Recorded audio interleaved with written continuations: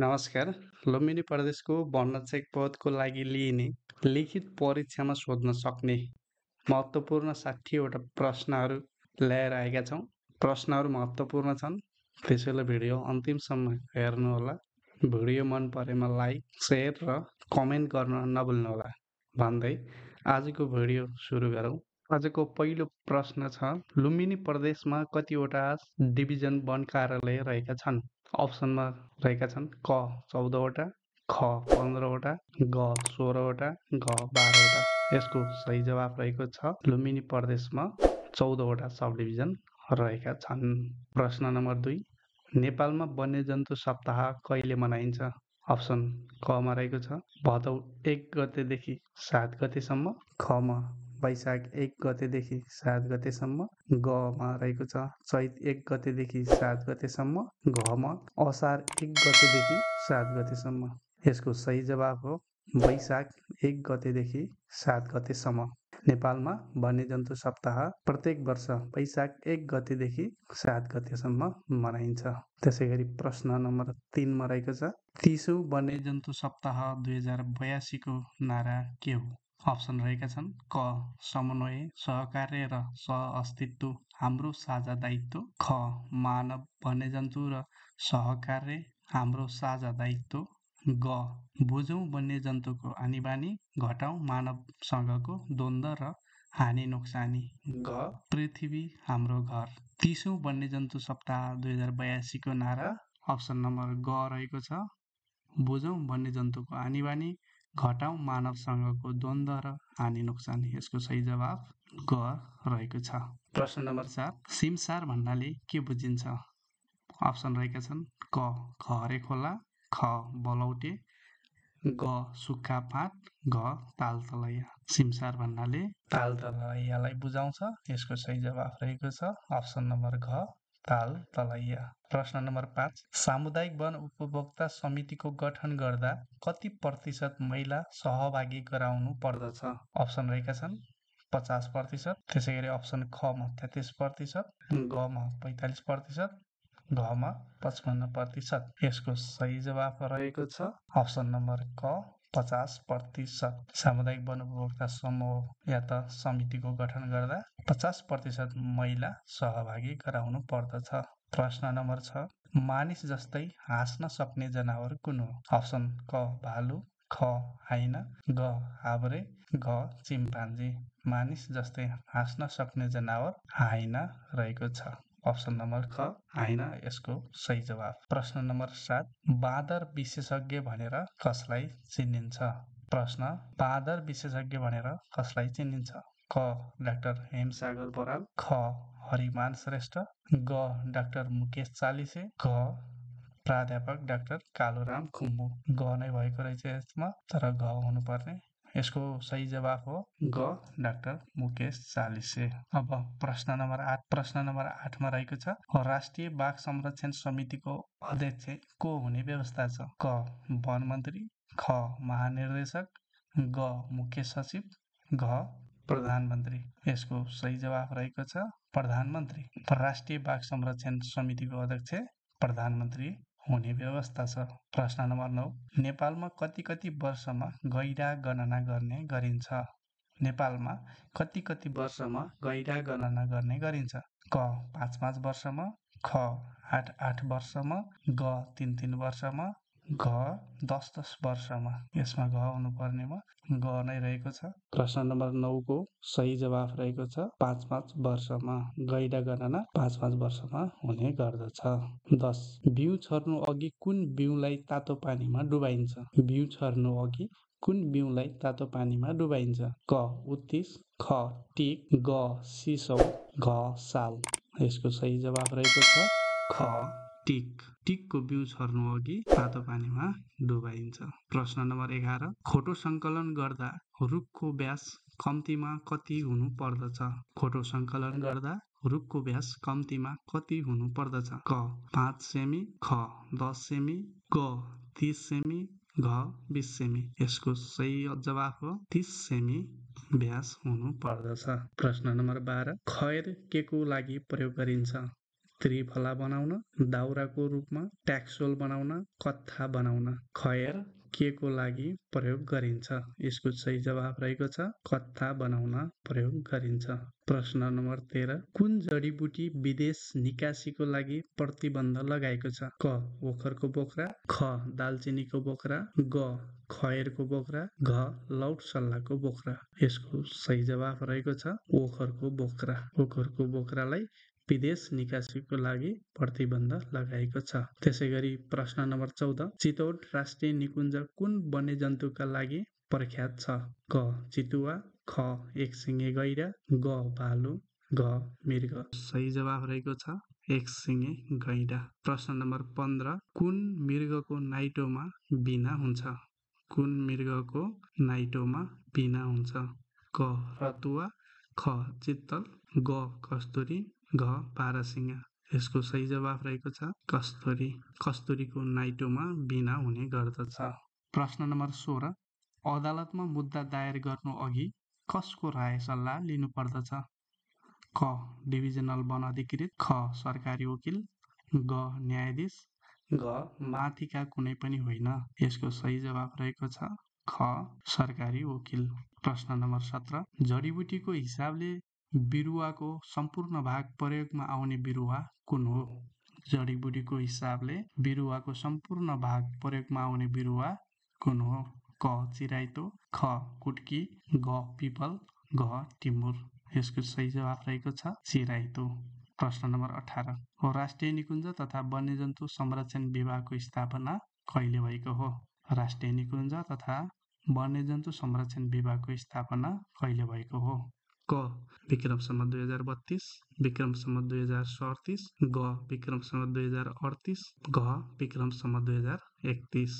यसको सही जवाफ रहेको छ विक्रम सम्वत 2037।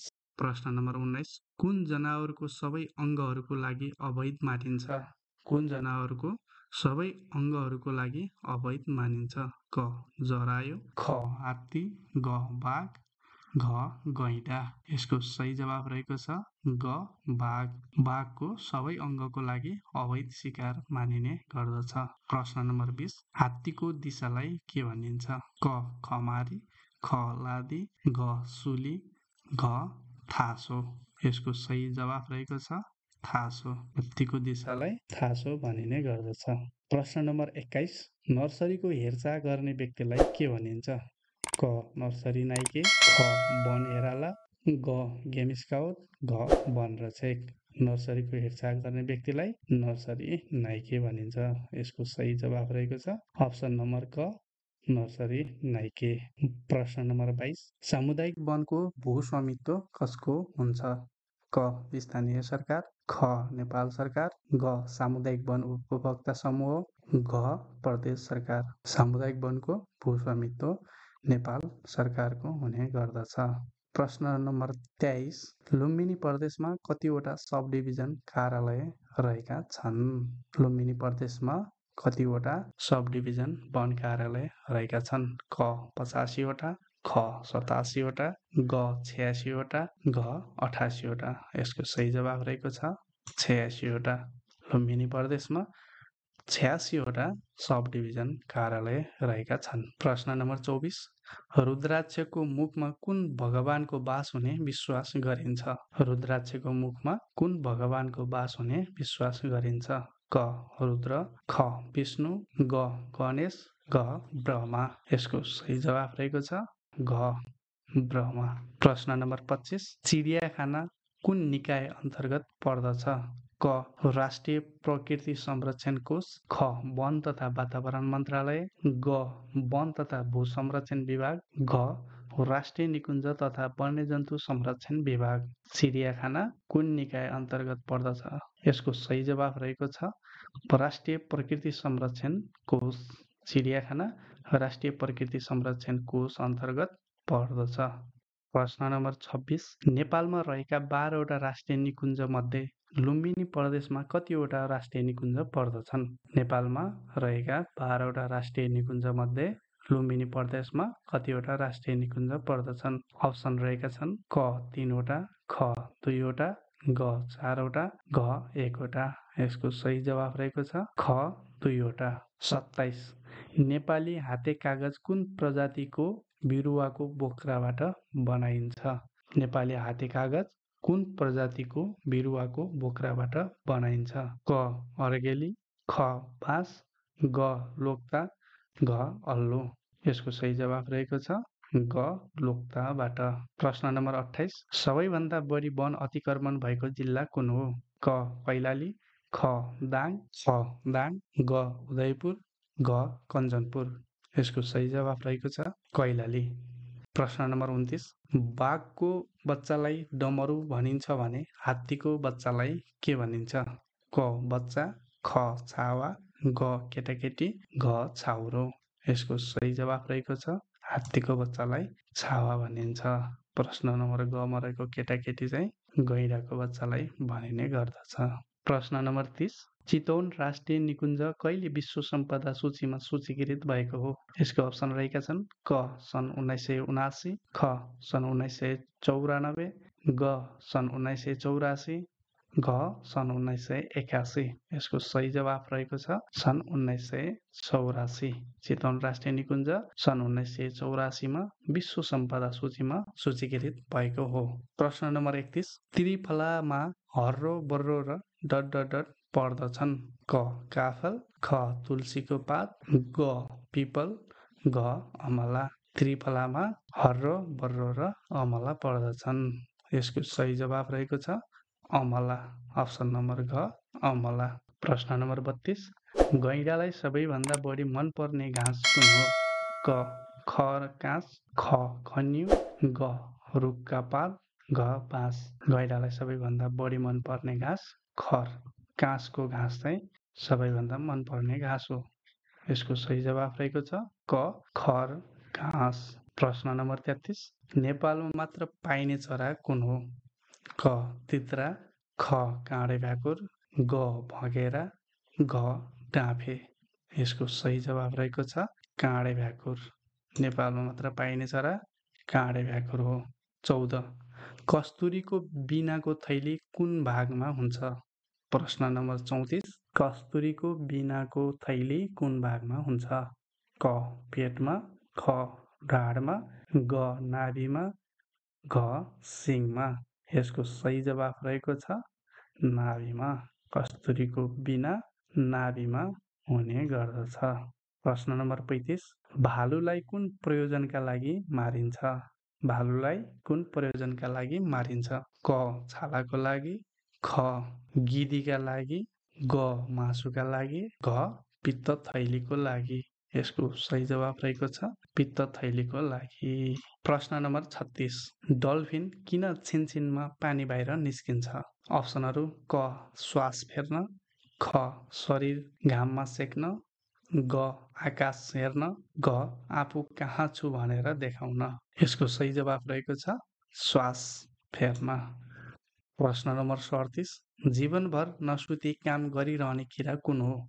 साङ्लो, ख कमिलो, ग मौरी, घ भ्यागुतो। यसको सही जवाफ हो कमिलो। जीवनभर नसुती काम गरिरहने किरा कमिलो रहेको छ। प्रश्न नम्बर 38 नेपालको संरक्षित क्षेत्रले कति प्रतिशत क्षेत्रफल ओगटेको छ? नेपालको संरक्षित क्षेत्रले कति प्रतिशत क्षेत्रफल ओगटेको छ? क 21.33%, ख 23.39%, ग 25.02%, घ 22.35%। यसको सही जवाफ रहेको छ ख 23.39%। प्रश्न नम्बर 39 विश्वको सर्वोच्च शिखर सगरमाथा कुन राष्ट्रिय निकुञ्जमा पर्छ? विश्वको सर्वोच्च शिखर सगरमाथा कुन राष्ट्रिय निकुञ्जमा पर्छ? क लामडाङ राष्ट्रिय निकुञ्ज, ख मकालो बरुण राष्ट्रिय निकुञ्ज, ग सगरमाथा राष्ट्रिय निकुञ्ज, घ रारा राष्ट्रिय निकुञ्ज। विश्वको सर्वोच्च शिखर सगरमाथा राष्ट्रिय निकुञ्जमै पर्ने गर्दछ जुन सोलुखुम्बु जिल्लामा रहेको छ। प्रश्न नम्बर 40 तराई क्षेत्रको सबैभन्दा ठुलो राष्ट्रिय निकुञ्ज कुन हो? क पर्सा राष्ट्रिय निकुञ्ज, ख शुक्लाफाटा राष्ट्रिय निकुञ्ज, ग बाँके राष्ट्रिय निकुञ्ज, घ बर्दिया राष्ट्रिय निकुञ्ज। तराई जिल्लाको सबैभन्दा ठुलो राष्ट्रिय निकुञ्ज बर्दिया राष्ट्रिय निकुञ्ज रहेको छ। प्रश्न नम्बर 41, चरी-चराउ दस्तुर अन्तर्गत निम्नमध्ये कुन जनावरलाई दस्तुर नलाग्ने व्यवस्था छ? क भेडा, ख बाख्रा, ग गोरु, घ गाई। चरी-चराउ दस्तुर अन्तर्गत निम्नमध्ये कुन जनावरलाई दस्तुर नलाग्ने व्यवस्था छ? यसको सही जवाफ रहेको छ गाई। प्रश्न नम्बर 42, छपान गर्नुपर्ने रुखमा कति इन्चको ब्लेज लगाउनु पर्छ? क 6x6 इन्चको, ख 5x5 इन्चको, ग 4x4 इन्चको, घ 3x3 इन्चको। यसको सही जवाफ रहेको छ 6x6 इन्च। छपान गर्नुपर्ने रुख 6.6 इन्चको ब्लेज लगाउनु पर्छ।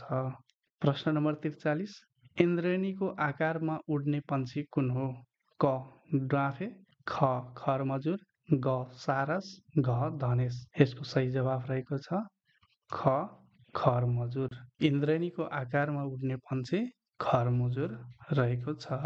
प्रश्न नम्बर 44, नेपालमा कतिवटा शिकार आरक्ष्य रहेका छन्?